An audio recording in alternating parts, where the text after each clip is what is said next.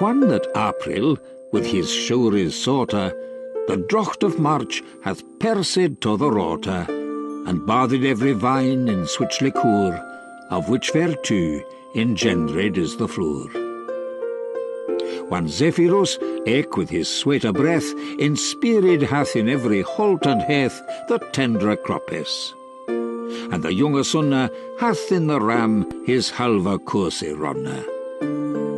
And smale foweles maken melodye, that slepen al the nyght with open eye. So priketh hem natuur in hier corages. Then lungen volk to gaan on pilgrimages. And palmers for to seken stranger strondes to ferne halves, cours in sondre londes. And specially from every sheeres ender of England to Canterbury thy wender.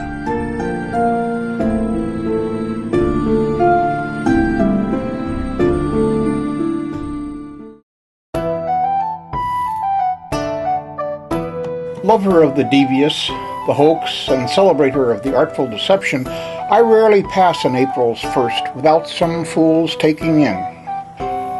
Today, there being no lack of this daily feed abundantly spread for friends and fools alike, I choose to make no new fraud to add to that abundant store, but prefer instead to be this April behind those holy and profane pilgrims who brave the early spring storms on the road to Canterbury.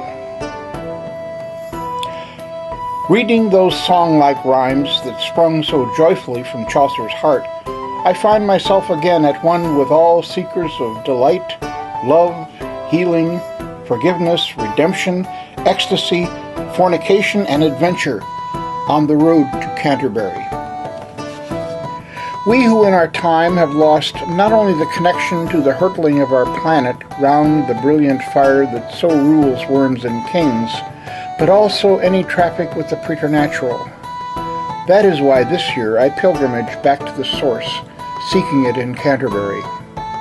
As our ancestors and even our simian uncles knew, when future paths are blocked by torrent and avalanche, it requires us to find older courses that lead to green pastures and maps that guide to ways that reaffirm the roots from which creation springs and the clear, sure voices of the gods. Reluctantly, we turn from the superhighway and follow the barely legible sign that points to Canterbury.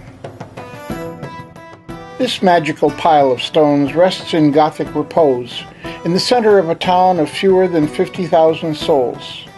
Still the hub of modern pilgrims who, drawn like floating grains of iron to the magnet's core, file half in wonder, half in idle curiosity beneath the cathedral arches in Canterbury. Here they marvel at the meddlesome priest's foully martyred blood, and meditate on Augustine's first footfalls, seeking the pagan foundation tracings among the buttercups and the marigold surrounding the city of the new god of Canterbury. This pilgrimage is no retreat, but a gathering in of all that has been lost in the mad rush for the distraction and constipation of power, conquest, and greed that would now make the earth a dung heap. We passed beneath this architecture of praying stones, not as a shuddering refuge, but as a doorway, a leading prospect that lies before us, a dedication to our lineage from Lucy of Africa to Lucy in the sky. We repose our pilgrimage beneath these stones, not as a sanctuary so much as a cadencia from which to launch a future for our exalted little band of apes. Our holy duties done, we retrace our pious tracks back to a world transformed by our pilgrimage to Canterbury.